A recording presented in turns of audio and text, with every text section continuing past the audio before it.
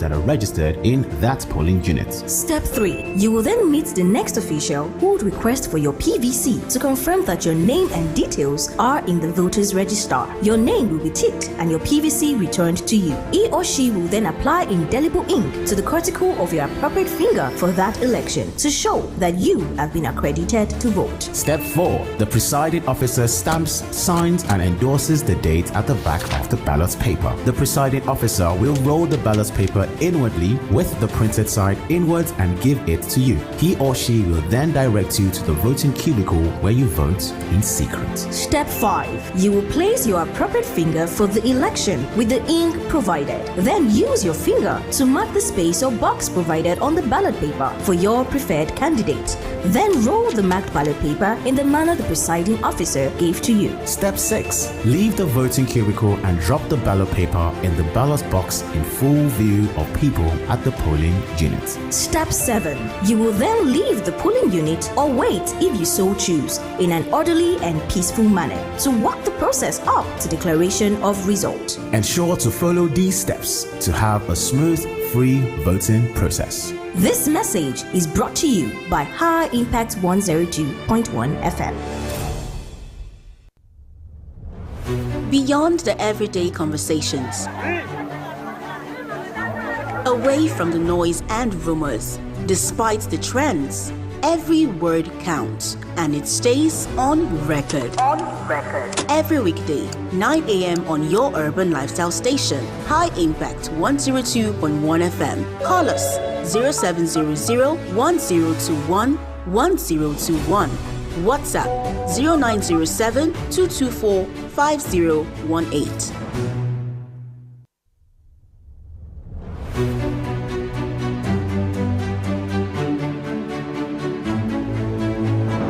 A very good morning to you, Nigerians. A very good morning to you, Lagosians. I am Oimpriye Krumale, and today is the World Radio Day, and it's themed Radio and Peace. That's what we're talking about today on your program, On Record. It is on record where we discuss the actions, the inactions of government, ministries, departments, and agencies, as well as business and health affairs that shape our worldview. The program also encapsulates personalities and institutions that make decisions that affect the lives of people one way or the other. And then we also avail you, our listeners, the opportunity to call into the program and ask questions from our guests on the topic for the day. On record. Every word matters. Today is the World Radio Day, Radio and Peace. If you have watched Hotel Rwanda, you would have seen radio as a powerful medium. The film, released in 2004, is a reenactment of the 1994 Rwanda genocide, in which some of the most vicious atrocities in human history took place. The genocide was between Tutsi and Hutus. The radio was set up and financed by Hutu extremists to prepare the people of Rwanda for genocide by demonizing the Tutsis and encouraging hate and violence. The radio told people to go to work. Everyone knew what that meant. It means get your instrument and commit atrocities. Radio can indeed fuel conflict, but in reality, professional radio moderates conflict and or tensions, preventing their escalation or bringing about reconciliation and reconstruction talks. In context, distant or immediate tension, relevant programs and independent news reporting provide a foundation for sustainable democracy and good governance by gathering evidence about what is happening, informing citizens about it in impartial, unbiased, and fact-based terms, explaining what is at stake and brokering dialogue among different groups in the society. In reporting and informing the general public, radio stations shape public opinion and frame a narrative that can influence domestic and international situations and decision-making processes. Since war began in the mind of men, it is in the mind of men that defenses of peace must be constructed. That is the reason why Support to independent radio has to be viewed as an integral part of peace and stability. On the World Radio Day 2023, UNESCO highlights independent radio as a pillar for conflict prevention and peace building. The theme was chosen in recognition of radio's capacity to shape public opinion and frame a narrative that can influence domestic and international situations and decision-making processes. I have laid the foundation for today's discourse, the World Radio Day. We're talking about peace, radio, and peace. How has radio campaigned peace in our society, and how has peace through the instrumentality of radio taking over our society and Nigeria will be our point of discourse. Let's go on a break, and when we return we will introduce our guest and jump into the business of the day. It's on record where every word matters. Don't go anywhere. We'll be right back.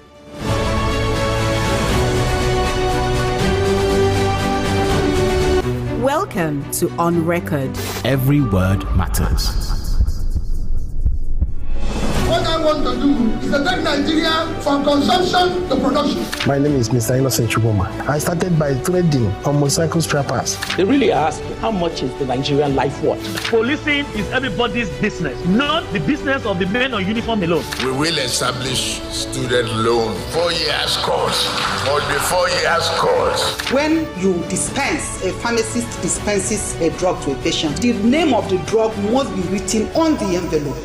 On Record is a 45-minute program where we discuss the actions, inactions of government, ministries, departments, and agencies, as well as business and health affairs that shape our worldview. Join us 9 a.m. every weekday on your urban lifestyle station, High Impact 102.1 FM. On Record. Every word matters. The best music, the best people, the best talk on High Impact 102.1 FM. Watimagbo.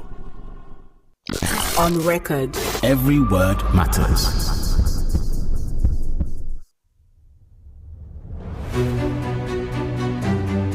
Welcome back. It's On Record where every word matters. We've laid the foundation for today's discourse, and we're talking about radio and peace, since it's the International Day for Radio. My guest today is Victor High. Victor High is a film and television producer, a writer, cinematographer, and director. He's also an international journalist and freelanced for the BBC, Al Jazeera, and DWTV. Victor High is a one-time presidential aspirant and candidate of the Providence Congress Party in Nigeria, a graduate of mass communications from the University of Nigeria, Nsukka, with a master's in public relations from the same university. He has a diploma in events management and film festival organization from DW Academy in Berlin, a postgraduate certificate in film and television production from the UCLA, and a trainer's certificate from the NAFTI and CIFAP. He has sat on the juries of several international film festivals. Mr. High is the founder of the International Film and Broadcast Academy, Lagos, Nigeria's oldest film private school, and In Short Film Festival. Ladies and gentlemen, that's my guest for today. If it's public opinion, expert analysis, information that matters to you, we have it on record Mondays to Fridays, 9 a.m. on High Impact 102.1 FM. Call us 0700-1021-1021. WhatsApp 0907-224-5018. Give it a 4. Your true urban lifestyle station. High Impact 102.1 FM. On Record. Every word matters.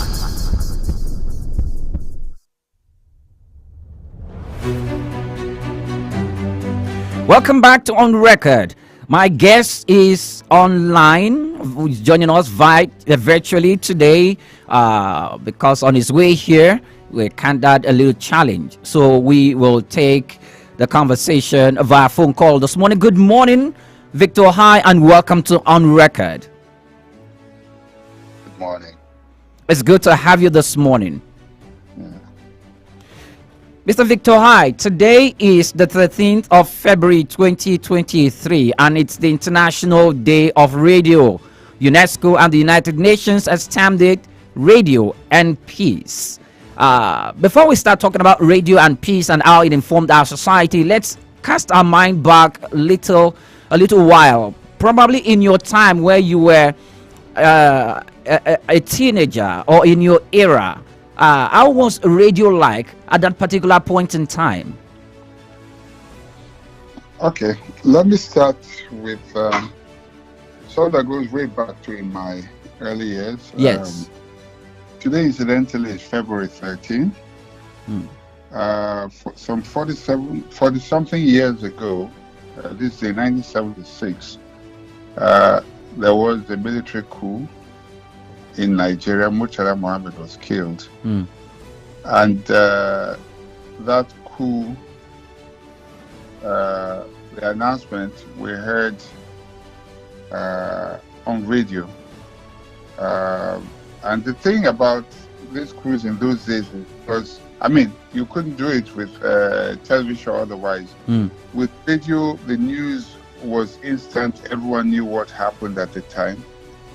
But also, in the midst of the confusion, everything was resolved through radio. We knew that the coup plotters had not succeeded, although we heard their announcement, which obviously would have led to some form of chaos. But in the end, we heard another voice that now calmed everyone, and then we knew that it did not succeed. So what am I saying? Radio has this immediacy, although other media are now having that, also sharing the same advantage. But the good thing about radio was you could reach people everywhere, in the bushes, in the cities, in their homes, their bedrooms. Radio is until what you call it now, until the internet. Yes. Before the internet, radio was, the most intrusive, the most immediate, the most widely, if you like, circulating medium for information. It still is, because, and the advantage it has is, you only need a battery, you don't need internet for it. You don't need data for it. So it still remains very, very relevant. And it's quite impactful as well, wherever it is. There are no limitations to it. So growing up, radio was something we enjoyed. Listening to music, listening to it for news. For me, at the time, as with many of us in my time, we'd wake up early in the morning and tune into Radio Nigeria, we'd tune into BBC's Network Africa, we'd listen to VOA and so many other programs that, shaped our language at the time, inspired us and gave us a broader world view. So radio was an essential part of our growing up. Okay. Before we get into another part of this conversation, how would you then place radio and the way it was in your time and the way it is at this particular moment in time, even though social media seem to be taking over? How would you then make comparisons on how viral radio were at your time and currently? I don't know about taking over, social media taking over. Maybe it may take the time of some people, but the thing is, when you're coming home from work, you can't be driving and be doing social media, obviously. So in your car, you're listening to radio, you're listening to music, you're listening to news, and whatever happens, you want immediacy of news, particularly if you want credible news. You would listen to it on radio. You're talking about breaking news. Yes, there's television there, but you can't be watching television on your way driving. So radio still remains very potent and very relevant, as a medium of communication. And so it still holds its place. Most musicians would rely on it. Okay. To promote ourselves. That's where we would listen to for music first. In most cases, for news, in many cases as well, in most cases as well, and for other forms of information. So it still remains very, very relevant, regardless of, I mean, time was when, when television emerged, they said, oh, that's radio killer. It didn't happen. When the internet emerged, they said that's radio killer. It didn't happen. The true definition of old soldier never died is radio. Yes. So yes. So I mean, the more media come up, the stronger it gets. I mean, when I was trying to listen to the program this morning, one of the things I was asking for was, before, because where I was just thinking, I said to myself, okay, what is the other way to get the program if I don't even have a physical radio? And I saw you on Radio Garden. Of course, I was told no, but the truth is that is one app right now where you can listen to radio stations from any part of the world, instantly, and it's very, very, very relevant. So, whenever I want information from anywhere, we still rely on radio. Yes. Mr. Victor Ohai, when I was reading out your profile, you have a very, very strong, intimidating profile. When I was reading out your profile, a paragraph said you're a film and television producer, an astute writer, cinematographer, and director, that you are also an international journalist and freelanced for the BBC, Al Jazeera, and DW TV.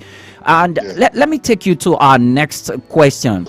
Though many stations have been given licenses to start operations to start radio operations, from your perspective, is there a reflection being portrayed by this television or by this radio station, more especially radio station, since we are a part of the fourth estate of the realm? Are we really are we a captured media, or we are walking in that stance, in that description as the fourth realm of the estate? Well, there is a tendency to be, how do I put it as we say, we are both gatekeepers and agenda setters. So we can determine we have the power to determine what information goes out. We also have the power to start whether a fire we talk about going forward, start a discussion that would engage the public. Yes. Don't forget that what the NBC does, or what the licenses are given now, you can do one for general broadcasting. You can also have community radios that are specialized, which means you want to do a farmer's radio, so everything about it will be about agriculture. You might want, like you have for languages, local language, you might have one for professional line and all that. So professional line. Yes, it could be anything. One that's just strictly on line of management or whatever. So it's for the audience to determine what their interest is. So what you see now is a situation where, unlike in the past where we had just very few radio stations, we're limited to a few. Now the audience will determine what they want to listen to per time. If I'm interested in news and talks, I would go to a news and talk station. Music is what I'm interested in, then I just go to a music station. I know that apart from the necessary adverts, because obviously that's what keeps them going, I can listen to music all day. Okay? Yes. So people have a choice. It's like, you have a choice, like the remote in your hand. You decide what you want. So to that extent, the stations are fulfilling their roles, but whether they are, and I think that's where the question is going, whether they are actually playing the free radio, free in the sense that they're free of interference from owners and all that. And government as well? Yeah, well, government, if it's a government station, obviously they weigh in more favorably to government. If they're private, a lot of them tend to be to be more favorable to their principles, if you like. It's understandable. I mean, even the BBC, as objective as they are, would still carry on the agenda of the British government. The VOA would carry the agenda of the American government, despite the fact that yes, they will broadcast news and of the rules, but it will more weight, heavily weighted in favor of their principles to that extent. But we have a regulator, thankfully, unlike what happens with social media. So there's a limit to the lack of objectivity in news, and there's a limit to how far you can go in broadcasting. I mean, you can't get too far away with fake news, for instance. Implications. So. But Mr. Victor Ohai, notwithstanding these diverse intentions of those who own our pedal radio stations, how would you say they've really played this, being the watchdog, playing the watchdog role in society? Well, I think that to a very large extent, radio has in Nigeria. Okay. Yes. You find that they cannot afford to be too irresponsible, if I may use that language. I mean, when I say so, I mean, there have been cases that stations have been fined, so obviously there's been a bit of irresponsibility, but it's not generally so. Okay. Otherwise, yes. Okay. I apologize, Mr. Victor Ohai, that I had to jump in and interrupt you at this moment. You know, when you mentioned some of the cases where, in instances where they have been somewhat irresponsible and probably the regulatory authorities had intervened and got them fined about 5 million naira or so, can we, probably even just, can we just talk about that? Those instances where they are fined and they felt, or where the regulatory authorities or the government came in and somehow it looks as if the government was too much in the ace, or sometimes you feel as if on the part of the radio station and its handlers, they were not really accountable. They didn't go with the regulatory laws and the rules and the books. Can we name some of those instances and how the industry can be on the right footing subsequently? Yeah, well, what I'll say at this point is, even the regulator is owned by government. We have had cases where they have attempted to kill ants with a mallet, with a hammer. Yeah.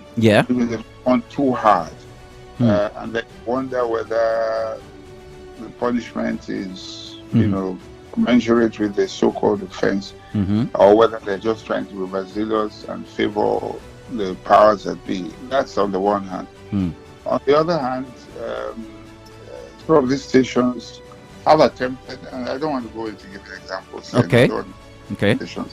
But some of them have been, been a little overzealous, and that has been a problem, So these things happen, but overall, what we have found out is a situation where there's moderation because there's a regulator.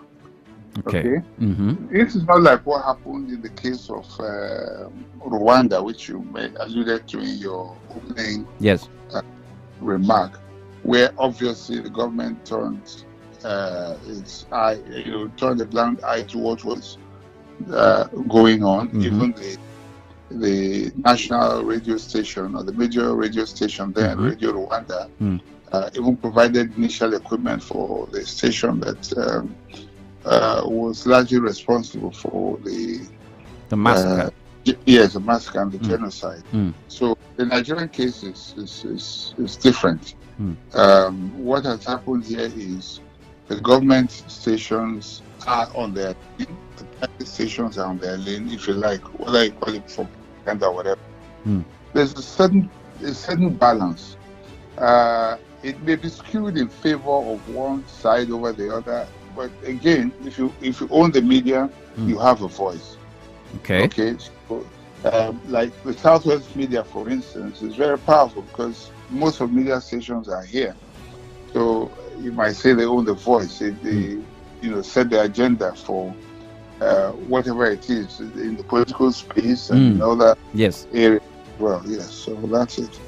Okay, you have been listening to Victor Ohai. He He is a prolific writer, a film and television producer, a cinematographer, and a director, a freelance journalist who have done on work with the BBC, Al Jazeera, and other global brands. Now, we're going to break. And when we return, we'll take our conversation to the next level where we talk about the contribution of radio to good governance in Nigeria and globally, and some of the challenges it has encountered. You are still listening to On Record, where every word matters. We'll go on a break, and when we return, our conversation continues. Victor I, please stay on the line.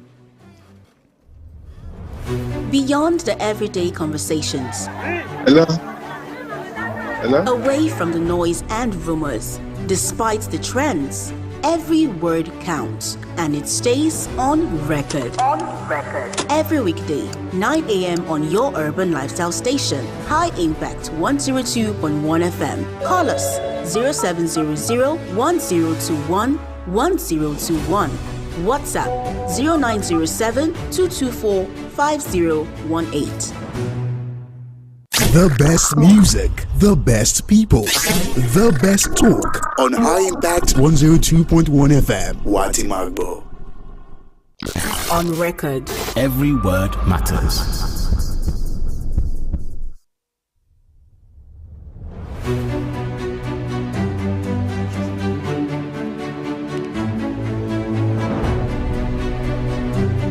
Welcome back, and many thanks for joining us. It's On Record, where every word matters. You can call in to the program. It's World Radio Day, and the theme is Radio and Peace.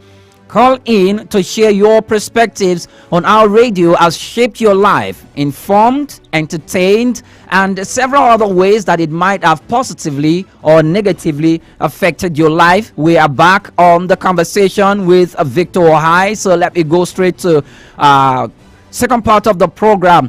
Thank you very much once again for joining us, Victor Ohai. How can a leadership or ownership of a station let's talk about this. How can a radio station contribute to good governance and the rule of law in Nigeria? Or how has it done it in the past, and how can it do it more? Okay, thank you very much for that question. Yes. That being the realm of talking about responsible journalism, because that's what journalism is basically supposed to be. If we're called the fourth estate of the realm, it means that without the salaries, the election, and the other things, you are a part of government. You know, we're the voice of the voiceless. We speak for those who have no voice. Yes. Radio helps in so many ways. Okay. You recall that in the midst of banditry and all this Boko Haram cattle rustling and the rest, kidnapping and all of that, talked about setting up a radio station, a Fulani radio station. I don't know if you remember that. The reason for that at the time, as was adduced, was that it would help to reach these people in their, wherever they are in the bushes. They'll be able to communicate with them, and then also probably speak to them in the language they understand. What does that mean? It means, therefore, that like, for instance, let me just say use this banditry thing. If there's a misgiving or some sort of angst between the nomadic Fulanis and the farmers, this herder farmers clash, and there are problems like that, it therefore means that with radio, there can be a broadcast to this particular community to say to them, for instance, please avoid going into people's farms. You can look for parts elsewhere where you can do your pastoral farming. I mean, you can do where you can carry your cattle around. Yes, exactly, and avoid the farms in the interest of peace and all that. And you can mobilize them. You can say to them, please, it's causing a lot of bad blood, it's causing this and all that. So what it does is it breaks barriers, it bridges gap, both in communication, it bridges gap in the distance between the people in the heart of the bushes and the people in the city. It does so much. And radio is something that can give you that. Remember, radio, you don't have to have battery. There are radios these days that just use solar, that's all. Some you wind. Okay. you wind, and then you have enough power to just keep going. So, using that is very, very helpful. When you talk to people in their language, there's a sort of intimacy. You tend to bring them closer, and when you appeal to them, they would listen. So this is very, very, very, very powerful, and it's something that I think that government will need to use even more effectively. If you're doing things like when we had an active NOA, National Orientation Agency, not the dead one that we have now, on the days of MAMSA, you could mobilize people through radio because, like I said, you don't need internet, you don't need data. You may not even need battery in some cases, and you're able to reach everyone. So this is something which government can and should be using to continually help the situation. Do remember that the lines to call in is 0700 1021 1021. You can send in WhatsApp messages to 0907 224 5018. We here we'll take your calls and just tell us in what way or the other that radio has shaped your life. Mr. Victor Ohai, now when we look at the... Yes, please. Sorry. Can you be more deliberate in calling out those numbers? I mean, unless they're recording them, they may not hear. They may not be able to write as fast. The numbers to call are 0700 1021 1021. You can call in and you can send in WhatsApp messages to 0907 224 5018. Thank you very much, Mr. Victor. It's still too fast. It's still too fast. I want them to actually call it. It's still too fast. Take it easy. Yeah, these numbers, we use them for the program on a daily basis, and they have been calling in to the program using this number. So I'm going to take that one again, those numbers again. 090 7224 5018. I take that again. If you're sending in WhatsApp messages, 0907 224 5018. You can equally call in you can call in 0700 1021 1021. I take that again, 0700 1021 1021. Thank you very much, Victor Ohai, for that. Now, let's move on. Still talking about good governance in Nigeria. We have seen where some radio stations, when we talk about good governance, it also involves holding the authorities and the government accountable. It's talking about transparency in governance and in politics. So sometimes when the press or radio talks about issues like this, and probably it pinches or it gets to the people in authority or in power, they felt the discussion was so much too harsh or too transparent for them to bear. They used their position of power to tame the radio station. We've seen cases where some radio stations were locked down. Sometimes it's not just radio stations, it's press houses, sometimes it's television houses, sometimes some of the editors are being taken by security operatives. In this particular issue, when we're talking about good governance and the press, or let's say the radio, is playing its role as the watchdog, the fourth realm of the estate, and they're being, curbed by the authorities. How can we bring this to bear in the face of the authorities that the radio station or the press is performing its duty as well, and it will not be lawful to curb them in such ways? Okay, so I think that,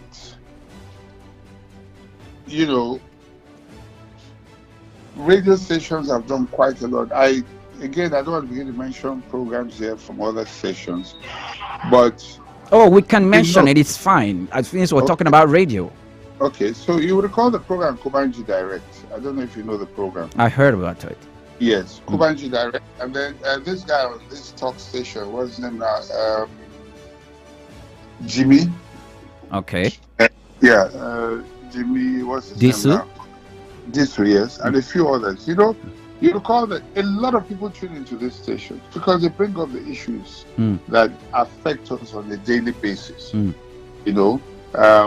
If it's fuel crisis, they bring experts, they come, they discuss them, and then look for a way forward, And the people in government listen, and whether we believe it or not, they actually, yes, are based on this. So that role is being fulfilled. Seriously, the role is being fulfilled by the media. People come, they bring people from all sides of the divide who will come, argue for and against. People from government, people, who are experts in those areas. So these things happen. So to that extent, radio has been very, very effective. Whether you believe it or not, these people listen to it. Well, even if they don't listen, their aides listen. And then they end up telling them, look, this is what we heard, this is public opinion. And people phone in, like we expect people to phone in to the program today to air their views. So that's a feedback mechanism for people in government. So it's very, very effective. You may talk about a clamp down and all that, but you see, no clamps down unless you give them a reason to. Now, why do I say so? If you speak truth to power and you speak truth as truth, it'll be difficult to clamp down on you. But when you mix truth or you leave issues and begin to attack personalities, then you open yourself to, harassment by, the powers that be. So that's the situation. I think that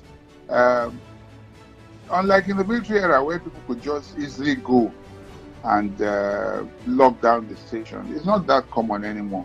When you try that, the media will rise as one, because what affects one affects all. The media will rise as one to fight for their own, because it could be you today and it could be me tomorrow.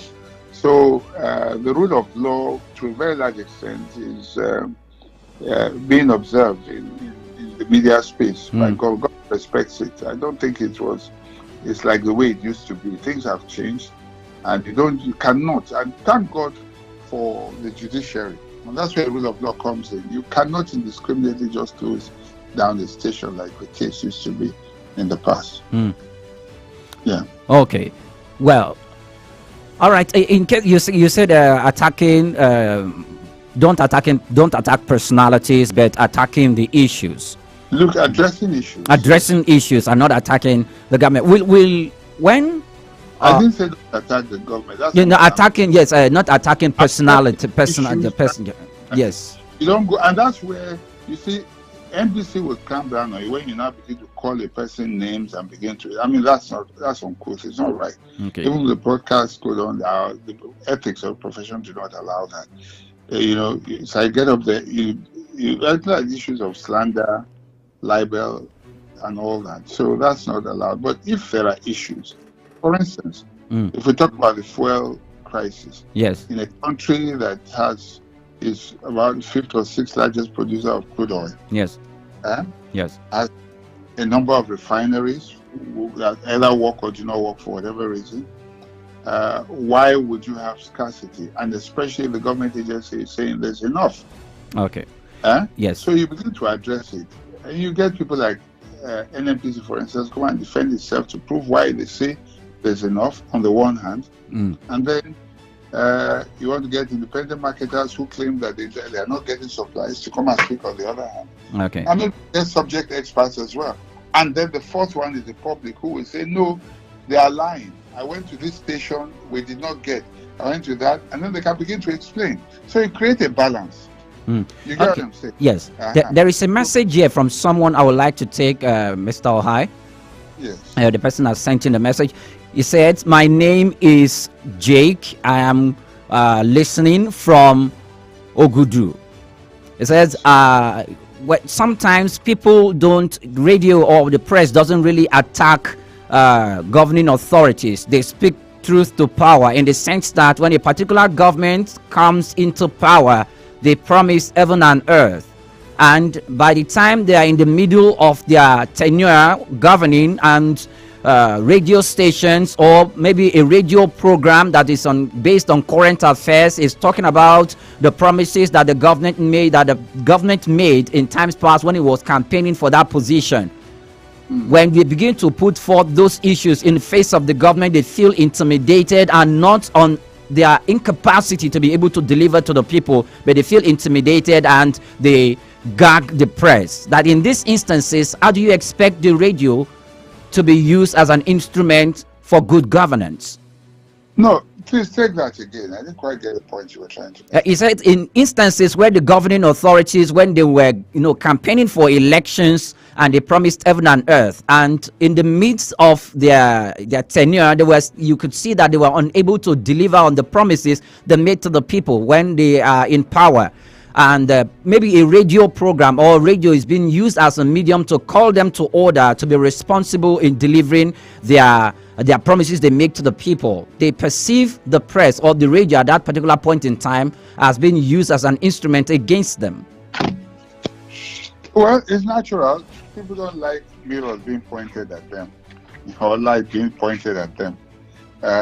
It's normal with politicians. They want to be surrounded by sycophants. People will tell them you are the best thing to happen since sliced bread. Mm-hmm. So that's what they want, But it's not supposed to.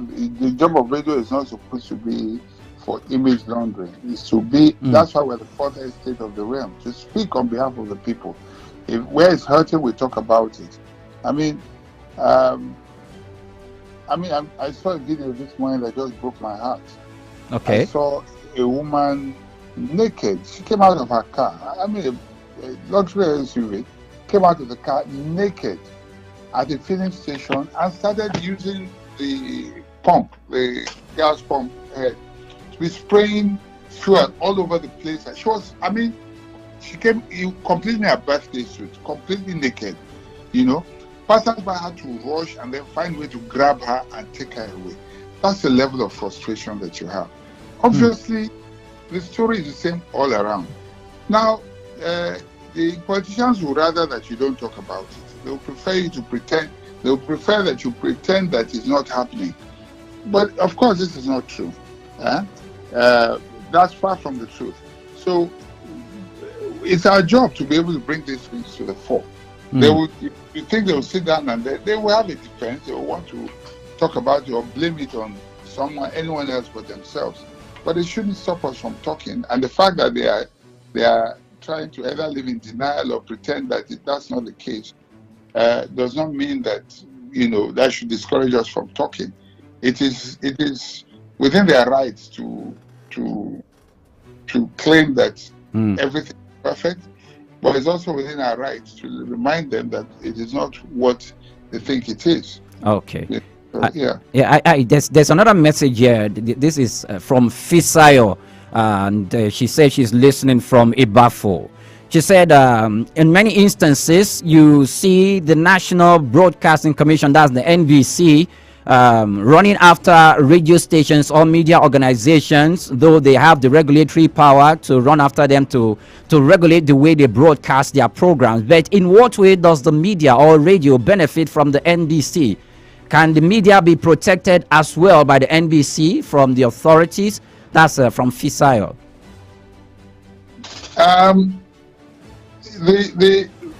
Whether they can be protected by the NBC, they have to run foul of regulations before even government can have an excuse to lock them down. If they do not, then obviously the government has no grounds, to just get up and say they're going to lock down a station. And don't forget, there's a judiciary. To a very large extent, the media has been able to go there to find succor and cover. So it's not the job of the NBC to really protect the media stations. That's the job of the judiciary. If the executive arm of government clamps down on the fourth estate of the realm, the judiciary is there to run to, and they will get hopefully they'll get justice from them. So I think that's what it is. Okay. Now you're still listening to On Record, where every word matters. I've been having conversations with Victor Ohai, and the questions I'm posing to you is calling to share your perspective on how radio has shaped your life. It has informed you, how you've been entertained, and if there are any other ways that it must have positively or negatively affected your life. You can call in 0700 1021 1021. You can send in WhatsApp messages to 0907 224 5018. I take that again. You can call in 0700 1021 1021. You can send in WhatsApp messages on 0907 224 5018. Now, Mr. Victor Ohai, before we leave, let me ask you this question. Let's talk about radio programming in Nigeria and how the current radio programming has been, if it actually reflects what was in your era, or maybe it has moved up in a positive way.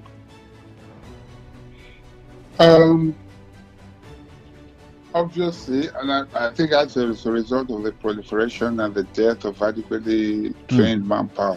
Okay. Standards to a large extent have dropped in broadcasting.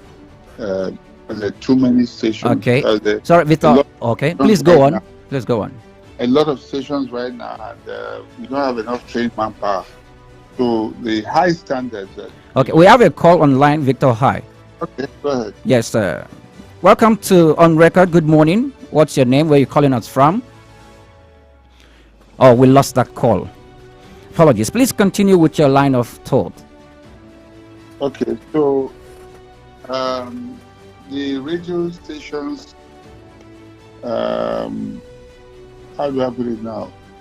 The standards have obviously dropped because the standards used to be much higher in the past. You know, in terms of both news, in terms of on-air personalities, in terms of the quality of the programming. There's more diversity right now, obviously, but in terms of professionalism, standards have dropped. And I'm not blaming anyone because not as many as trained. Many are learning on the job and perhaps learning from people who are not even adequately trained. So that's one on the one hand. But on the other hand, the proliferation is good. It has provided more jobs, more diversity, and people are able to, they have a choice as to what station they want to listen to. There's more competition. So this, I guess, are both sides of the equation right now. Okay. So, but lastly, radio financing, setting it up and funding, it's quite capital intensive. So how do investors in this, this industry be able to recoup some of their investment and sustain their investment in the process? Well, compared to what you call it now, television. Yes. The investment in radio is much cheaper. It's not as much, but nevertheless, the thing with radio is, you can set up radio in the room. You can, and broadcast, which is why you can get.